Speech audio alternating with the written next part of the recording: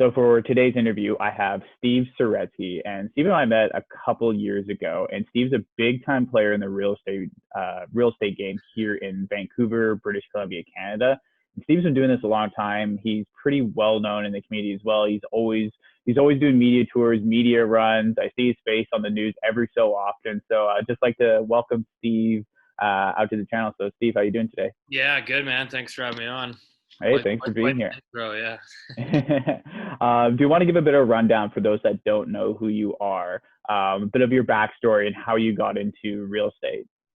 Yeah, I got into real estate 6 years ago, just out of sort of a passion, and then probably 2 years in, started like a real estate blog, which got a little bit of media attention because it was being written during the real estate frenzy that we had here in sort of 2016. And then through that started to create like a weekly YouTube video, just sort of documenting my thoughts on the market, kind of things that were happening, crazy stories. And yeah, just kind of picked up from there. And it's kind of morphed into a little bit bigger over the years. The audience kind of keeps growing, and yeah, just actively selling, helping people buy and sell real estate in the city of Vancouver, and then doing some advisory and consulting work for various developers and financial firms. Yeah, it's just kind of rolling it with it, and basically just trying to provide value to people in the industry. So what got you started with writing blogs and making YouTube videos? Because that wasn't really the norm in the real estate industry around like 6, 7 years ago. Sure, some people dabbled into it, but it wasn't quite the norm yet. Why did you want to get started doing that? Gary Vaynerchuk. Yeah, no, I like simplistic answer, but yeah, I started reading his stuff, obviously following him. I think I started following him honestly in probably 2015 before he really kind of blew up over the last couple of years. But yeah, I think just kind of made practical sense. I think that I've kind of been like definitely a little bit more of an introvert, which some people might find kind of hard to imagine given all the publicity that I do in the public eye. But yeah, I've always wanted to build a business where people come to you and like if you're providing value and you can, be the perceived expert in that field, I think it creates good long-term business. And so, yeah, I just kind of wanted to, figure out not only what's happening in the market, but basically, so it helped me learn by, diving deep into the stats and the data and all that stuff. But at the same time, I think it provided a lot of value to people. And that was kind of Gary's number one philosophy. And yeah, so that's kind of why I started the blog, and it morphed into various other social media channels and outlets. And so now it's just kind of compounding on itself.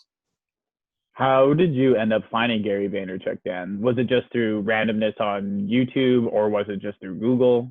I feel like it was probably YouTube initially, and then someone gave me his first book, like Crushing or whatever, and I think I read that. And then, yeah, I just kind of go down the rabbit hole, and obviously I think once you find him, he's a pretty easy guy to keep finding, right? No, exactly. So what did you find most success right in the beginning? Because it's so hard. It's so hard when you're just getting started, especially in real estate. Yeah. I have friends that are in real estate right now, be it realtors or they have their own PRECs. And for those that don't know what PREC is, that's our personal real estate corporation. And a lot of them have really struggled after that big boom in 2015, 2016, 2017 to get their foot in the door, because I know that in the lower mainland alone, so the Greater Vancouver area, for those that aren't familiar with Vancouver, there was around like 20,000 realtors in a span of like 1.5 million to 2 million people, which is quite a bit of realtors for the market supply. So how did you start seeing success with your blogs and your weekly vlogs then? I think for one is staying consistent. Cause yeah, I think a lot of realtors, like I get a lot of people asking me, and how do you do it? And what's the process? And I think people don't realize like how much work it is. It's the same as picking up the phone. And like, if you were to dedicate an hour or 2 hours a day to cold calling, it's the same thing. Like you're dedicating an hour or 2 hours a day to producing content and research and basically documenting that. And so it's just basically staying consistent. I think people, they maybe put out a video, and maybe they do a video once a week for 2 months, and then they then they miss a month and then they try to start up and get back into it. It's like, yeah, you just have to be consistent and keep showing up. And then at the same time, I think you have to have a unique view or unique perspective. Like there has to be something that's different about your content, because like if you're writing the same pieces of content that everybody else is writing, like, there's probably 100,000 blog posts on how to buy a home. So it doesn't really differentiate you. So you kind of have to say, okay, well, why should someone come and read my blog, or why should somebody come watch this video? Like what's different about it? Is there some sort of information that maybe people haven't heard or seen before? And so I think, yeah, you have to find a unique sort of content tilt, and at the same time, you have to stay consistent. No, 100%. I completely agree with you. Those two things are probably the biggest elements of people having success online.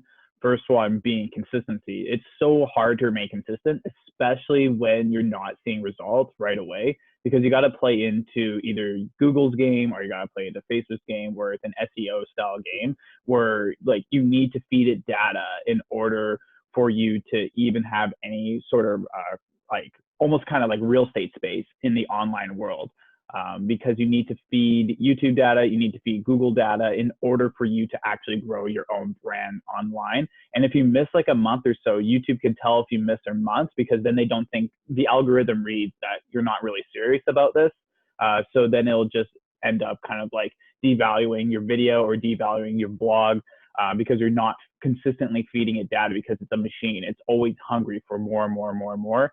And the last one that you touched on, which was kind of being unique and putting your own spin on things, which a lot of people just don't. They just kind of copy what other people have done, which I 100% agree. Like you should copy what successful people have done before, but you need to put your own unique spin on it, because people have heard the same information over and over again, where it just becomes almost like, or it's extremely repetitive for people that are looking for new things, or like new opinions or new aspects on different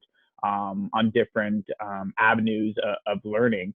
So yeah, I completely agree with that. You have to put your own unique spin on something. Like, hey, this is a free home evaluation, which I see all the time in our community. Here's a free home eval. I'm like, who gives a shit about a free home valuation? You can literally, you can look that data up, especially here in BC, you can look that data up online so easily. It's not really like a very unique thing. So you do have to have your own unique spin on it. How did you start creating your own unique spin on some of your content then? I think it's partially just having a different view maybe of the world too, right? I think that's like, I don't know, just sort of seeing what everyone was doing. Like, as example, everyone in the market was super optimistic. Everyone just thought, prices would continue to rise and that this was never going to slow down. And that was just like the prevailing mindset and belief, because most people just extrapolate, recent trends and recent performance into the future. And yeah, I just kind of took a unique, different view and just said, I don't think this is sustainable. I think that this is an extremely, frothy and looks like an overvalued market. And I just sort of documented, my truth and what I was seeing. And I think a lot of people didn't like it at the time, particularly in the industry. But I think at the same time there was definitely a huge chunk of the audience that was like, oh, wow, this guy's actually saying something different than the 20,000 other realtors are saying. And yeah, I think that's kind of how you start to stick out. And that, I think if you're producing content, like if you're trying to please everybody, if you're trying to create sort of like a vanilla content, it's hard to sort of break through. There has to be, again, something unique. And if you're putting yourself out there, like at the end of the day, is you're not going to please everybody. And so you kind of have to say, okay, well, this is my audience. And you just kind of document. I think you just have to basically, speak your truth. And that's kind of what I've tried to do throughout as the market continues to change, right? Like it goes through ups, it goes through downs, and you just kind of adjust with that market and what you're thinking. And you don't have to stick to one view or one narrative, but as long as you're staying consistent and you're just speaking like how you genuinely feel, I think people can read through that. I think as soon as you start to bullshit on camera, people can just tell, like it's easy to pick up social cues that, oh, this guy's just, he's not saying what he believes in. Like you can tell he's just trying to get a sale. So yeah, I have a lot of, again, like realtors and stuff that ask me how have you been able to do this? And like, I think that the number one thing that I get from people is they are they're trying to figure out how it will generate them more sales. And that's kind of the wrong approach. The approach should be like, how can I add value to somebody? How can I put out this piece of information with no expectation of a return? Because most people are always looking, like, at the first question again is like, well, are you getting any clients from it? Are you doing any sales? And it's like, you're looking at it the wrong way. Like, if you're trying to build a brand for the long haul, it's like you're not looking for a quick sale. You're not looking for a transaction. You're looking to build like a community and a relationship. And then over time, like, that will in turn pay you back. So yeah, I think that's kind of like the one thing I would, take note of. Yeah, I completely agree with that. If you're not ruffling a few feathers at the top of people that are already too complacent and too comfortable, then I think you're doing something wrong.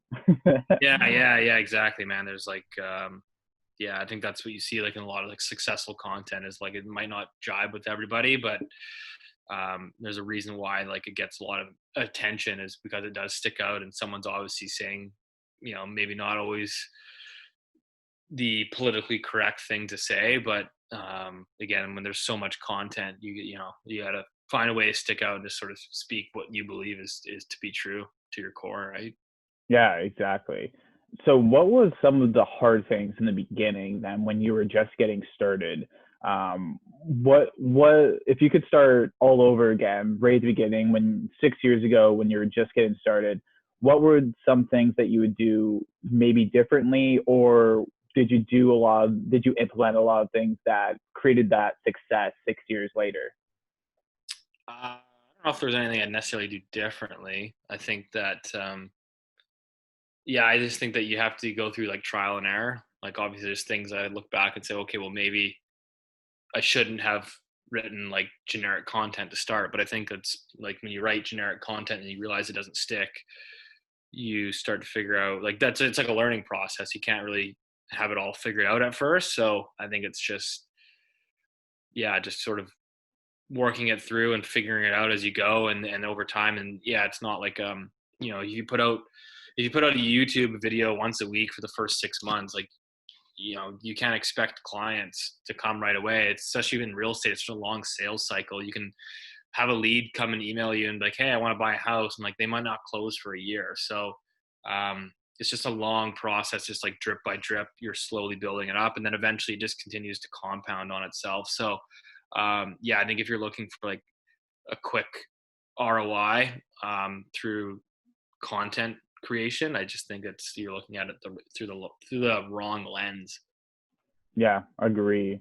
Because that's where a lot of people, they end up coming into this thinking like, oh, I'm going to get people in the first 2 weeks and the first month, and I'm just going to blast a whole bunch of videos, and then they don't get any feedback or anything, and then they're like, oh, this is pointless. Like, I don't want to really do this anymore, and then they just stop doing things. And like what we mentioned before, consistency, where they just stop doing things, and then 2 or 3 months later, like, I'm going to post a whole bunch of videos, write a whole bunch of blogs, and then they almost get burnt out, and then they kind of feel like, oh, this isn't worth it at the end of the day, just because they're not getting that consistent feedback or that work. Like, not everything in life, like, you're putting work in, but you're not seeing the results right away. That's not really how business works, or not really how life works. Like, you put in the work right away, you might not see results for maybe 2, 3, 4 years down the line, but you have to put in that work first. And then it's like that graph. I just saw I think it's the exponential growth graph. I think I saw that in Principles by Ray Dalio, where you're putting in all of this work right at the beginning, but your results are incredibly low and you don't really understand. And then out of nowhere, you're just continuing to do the same thing. You're remaining consistent. And then it's like the growth of a hockey stick, where the expected growth just goes up, but you're still doing the exact same thing. And you don't really understand how that growth happened, or what you're doing differently, because that's just how it works sometimes. Yeah, I think like for me, like, just like, again, I think people see like, oh, like, you were on the news, like, did you get business out of it right away? And like, people like even though I was on the news, like, and starting to grow like that following, like, a lot of that business didn't actually translate into like actual sales for, it took like a year to begin to start to see some, and it was very slow at first. You get a few leads, a few deals off of it here and there. And then, over the last sort of, 2 years, that's where you've seen like that exponential growth, where it's just like, okay, some of these people have been watching your videos for 2.5 years. It's like now starting to all filter through. So yeah, it's a very slow process. I also don't think that, like, truth of the matter is, like, I don't think everyone is designed or should be producing content. Like, there's just some people that aren't like artistic or don't have that ability to necessarily create content. So I think it's kind of, I think it is ultimately being self-aware, right? Like maybe what works for you is like, maybe you're just better at cold calling like 2 hours a day, and like that's just what you're good at, and like that's what you should do. Because I think like a lot of realtors, like, just in giving a generic example, but you can probably apply this to any business, is I think everyone says like, the hot thing is like, oh, like do social media and like start your own podcast and also start a YouTube and start a blog and like post 10 times a day. And so like everyone's trying to kind of do that. Like everyone just thinks that they should, start their own podcast. And I just don't really think that everyone's designed to do that, right? You think you have to enjoy the process of producing content. And like, if your ultimate desire and goal is to build like a following or a personal brand, or like to create a community, if that's like your desire and your goal, then obviously I think it's a good thing and you should be doing it. But if your ultimate goal is just, I just want more sales, then I'm not necessarily convinced that, like, if that's your only desired outcome, then there might be better ways to achieve that, as opposed to grinding it through something that you don't even enjoy or you might not be good at. Yeah, sales, like your vision for sales is such a short-term mindset when you need to have a long-term mindset of relationship building. And that's how you're able to get recurring business at the end of the day, is through the relationships that you get. And I love that piece of advice that you shared with not knowing where your strengths are. Maybe your strength is not content and producing those 10 posts a day. As soon as I heard that, I just like, oh my God. Because that's what I hear from a lot of these like hype social media gurus is, no, you got to like be everywhere. You got to be on every single thing. I'm like, well, not everyone's meant to kind of like have a podcast or share like a million things on, and like have daily like YouTube vlogs, share like different, like write articles on LinkedIn every day. Not every person can do that. Not everyone has the time in their day to be able to do that. Something interesting too, right? Because I think a lot of people just like want to spam. They want to spam hit everyone, right? Like it's just like they put out sort of a generic content and they just plaster it through LinkedIn, Instagram, Twitter, email, and then like all of a sudden you're on someone's email list that you've never even subscribed to, and they're blasting you with, their mediocre content that you never asked for. So I think there's like a proper way to do it, and I think that, I don't know, I'm a big believer in like Seth Godin as well, which is kind of like permission marketing. Like, you don't send out a blast email unless someone subscribed to your email list. Like it's kind of like, if they like your content and they subscribe, that's great. Then they go on the email list and you send them out, and they're probably going to be happy to open and read that piece of content. But if you're just, trying to like hit scale and get more sales, and you're like, you don't care about people's, privacy and their attention, if you don't care about their time, and you're just blasting with like, unwanted emails, I think that you're doing it wrong. Yeah, I completely agree with that, because like at the end of the day, like there's just so much noise out there, when everyone just kind of needs to take a step back and just kind of reevaluate and just focus on, say, what you're good at. Because if writing emails and doing like LinkedIn articles and doing YouTube vlogs, if that's not what you're really good at, and say you're good at just like cold calling, and you've gotten more business from cold calling, need to be able to track everything down. That's also something that I always recommend, is just tracking down, like, hey, where did these sales end up coming in, especially to my real estate clients? Where did these sales end up coming in the door? Like, try to position it and be like, hey, did these sales come from word of mouth? Did this come from a like a bus stop ad, or did this come from a billboard? Did this come through a Facebook advertisement? Did this come through an organic post? You have to be able to keep track of where these sales come in so that you can focus in on the things that you actually like are getting sales with. If you're not getting sales through, say, LinkedIn, and you're posting like different articles on LinkedIn every single day, but you got a sale through through like a $2 Facebook ad or something like that, maybe you should focus on that like $2 Facebook ad and maybe put $4 into that Facebook ad, because that's going to be getting you a lot more sales than just writing it and spending hours and hours on LinkedIn when you're not really getting any feedback or anything like that. Yeah. So it's one of those things where you got to be able to kind of focus down and track like where you're getting those sales from, because if you're focusing on things that don't really matter to you at the end of the day, then you're just wasting not even your time, or you're wasting everyone else's time. Yeah. I think that's I think that's important to distinguish. I think I think Gary Vaynerchuk said it best. So it's like he doesn't view it as like he's competing with like let's say he's competing with like a Tim Ferriss or something. Like he views it as like, I'm competing with like Budweiser and like NFL. Like I'm competing for everyone's attention.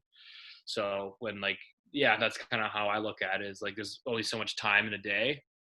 And so when people are bombarded, when like content is basically free and unlimited, that I think it's you have to view it in that lens, that why should someone take 5 minutes out of their day to watch your video when they could watch, again, like the NFL or whatever flavor of the week it is. So I think that you have to be really good, and it's harder and harder to break in, I think. Yeah, true. So where are things with you right now with your online branding, and where do you want to kind of take that in over the next 6 months, over the next year, over the next couple of years or so? I don't know. It just continues to grow. So YouTube subscribers, all that stuff, views. I mean, I don't really focus too much on that, to be honest. Just more so focused on building, like creating quality content, and then basically creating. So I think that people get confused in terms of, everyone's always focused like, well, is your business growing? Like, are you getting more sales? Like that seems everyone's focus. My actual focus is more so like, am I creating brand? Am I creating trust? And through that, if I have that, like, it doesn't necessarily have to translate into necessarily more real estate sales, but if I have trust, I can leverage that into different relationships, where you don't know where those could take you, right? That could take you into, people are obviously, if they trust you, maybe they want to help, maybe they want to deploy capital and say, hey, can you go run a real estate project for us? Can you, we'd love to invest with you because we trust you. We've been watching your YouTube show for 2 years. We know, we've seen you on the news. We read your weekly newsletter. And so if you have this trust, you can kind of, if you have the sort of community and the brand, you can actually siphon that off into different segments. So you're not like tied into one job or one career. It's like, you're not, if I wanted to branch off tomorrow and leave real estate sales, I could easily do that, and I could pivot into some different segment of that by leveraging my brand, and vice versa. Like if I just decided that I hate real estate, and let's just say I want to get into, I don't know, the financial markets or something, like I would be able to get hired by anybody, like, because you've built this brand in this community where people like know you, they like you, they trust you. And so like, I think it's just, you're creating like it's almost like a social currency, where like if you build your skills and then you document those skills and it resonates with people, you just have so much more value, and then you can just leverage that in any aspect of life. So that's kind of how I view it. It's just not necessarily like, it's not always about dollars and cents. Like, hey, am I going to go from like X amount this year to make, am I going to make an extra $50,000 or $100,000 this year? It's like, to me, that's kind of, it's nice, but it's not really like the end goal. The end goal is just to keep building and just sort of see where that brand ultimately takes you. And I think it's like you said, it's kind of like a long-term game where if you're thinking 20 years out, like, what is the leverage that you have if you have, let's say, 100,000 followers, and people are willing at the drop of a hat to basically pay you in whatever that is. Like maybe if you set up an event and like all you have to do is send out one email and you get like 500 people show up to an event, like that's worth something to any business. Yeah, so true.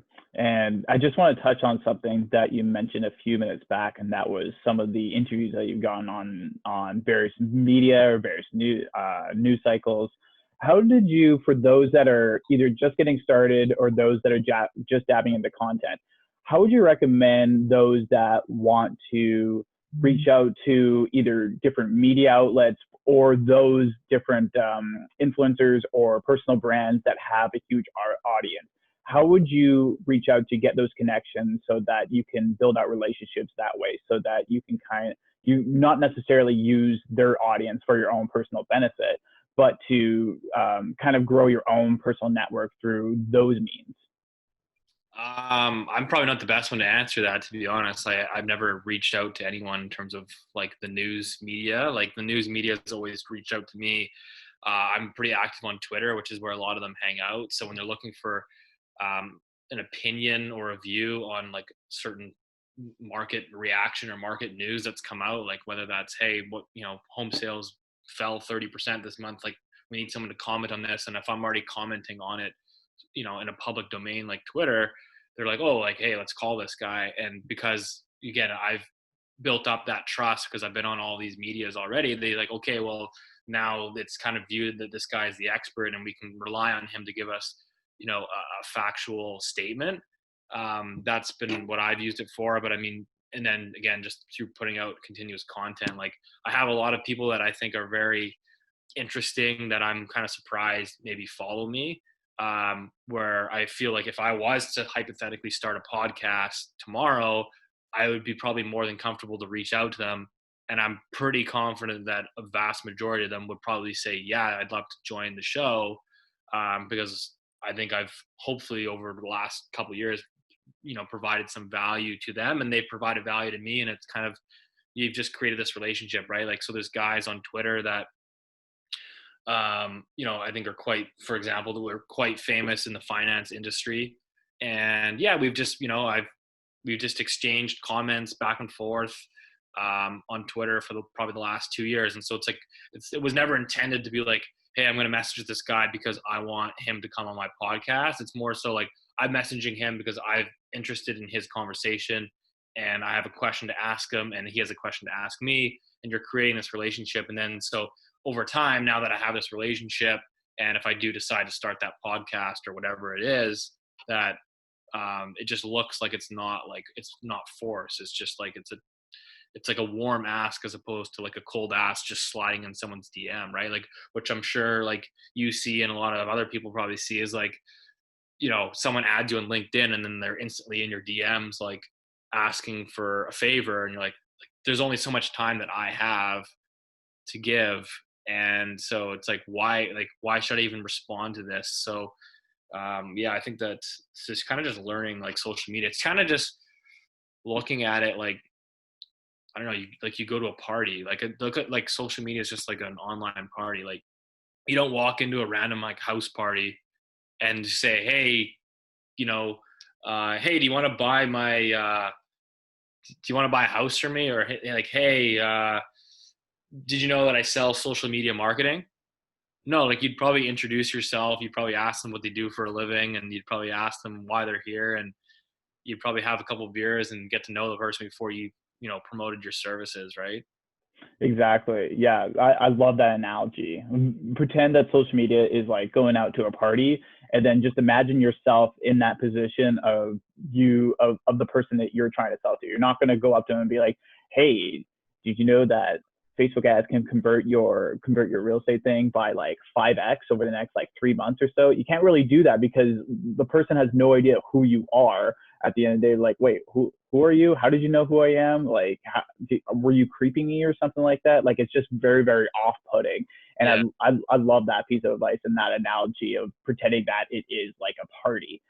But I also really want to touch on going to where your primary audience is hanging out. And for you, for you, I guess that is Twitter. Some of it is on YouTube as well, and being in the conversation as well. That's also very important. A lot of people like to stay on the sidelines because they're almost too scared to be involved in the conversation, or they're too scared to get involved within a certain community or whatnot. They just kind of stay on the sidelines. And that's really important to, like, sometimes you like should just kind of share your opinion if it is in something that you, like you mentioned, that it is in your expertise and it is in your realm, because at the end of the day, you're delivering value. And if you feel that you are delivering value to others, and like, you honestly do have a responsibility and almost an obligation to kind of share that value and responsibility. Because if you're saving someone, say, like, from a huge financial mistake, especially in real estate, if it's a huge mistake of saying, like, hey, maybe you shouldn't like buy in the spring, for example, maybe wait until the fall when the prices go down, something along those lines. Maybe that one decision can save someone hundreds of thousands of dollars. And so that person is almost like indebted to you at the end of the day, because of that value that you're able to share. And that I love that piece of advice of just going out there, being a part of the conversation, and knowing where your key audience is hanging out as well, especially in the realm of social media.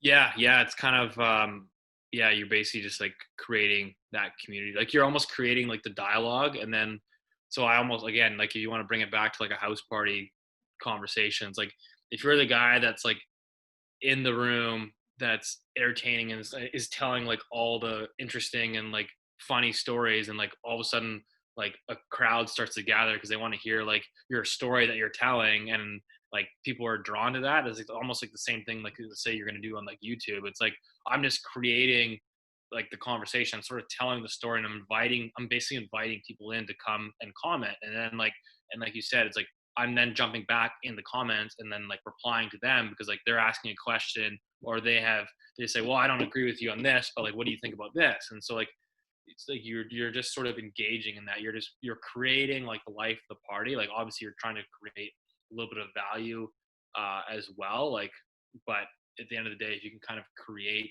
the dialogue and draw in all like the like-minded people to kind of come in there, it kind of creates like this sort of water cooler effect where like-minded people tend to draw in other like-minded people. So I think like one of the biggest things for me has just been attracting people in the industry that sort of think like you, or you're just creating you're able to like create like very interesting relationships that you would never have had available to you.